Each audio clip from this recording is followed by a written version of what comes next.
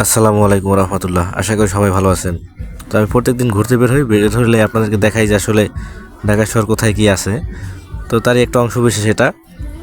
এটা হলো মিরপুর এক শহীদ বুদ্ধিজীবী কবরস্থানের যে শহীদ মিনার আছে, সেটা এখানে আসলে 14ই ডিসেম্বর আসলে এখানে পুষ্পস্তবক অর্পণ করা হয়, অর্থাৎ এখানে ফুল দিয়ে সম্মান জানানো হয়।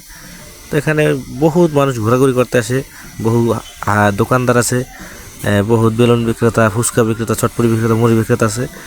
ঘোরার মতো একটা জায়গা, খোলামেলা পরিবেশ। কারণ ঢাকা শহর জানেন যে সবই আসলে ইটবালির শহর বলা হয় ঢাকা শহরকে, যে চতুর্দিকে শুধু ইটবালি, বিল্ডিং, সিমেন্ট আটকা জায়গা।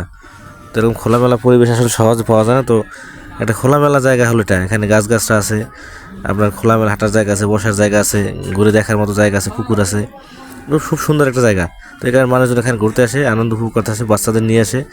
এবং পাশাপাশি এখানে ঘোড়া আছে, ঘোড়ার চাইলে ঘোড়া রাইডও করতে পারবেন। এবং অন্যান্য টুকটাক ছোটোখাটো একটা পার্কের মতো জমে আসলে। বাচ্চা দুটো খেলাধুলা করে, স্কেটিং করে, সাইকেলিং করে।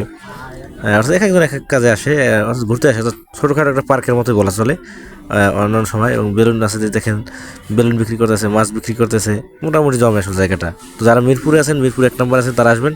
এটা হলো শাহ আলী মাজারের পাশেই। যে কাউকে বললে আপনাদেরকে দেখাই দেবে দরজাটা।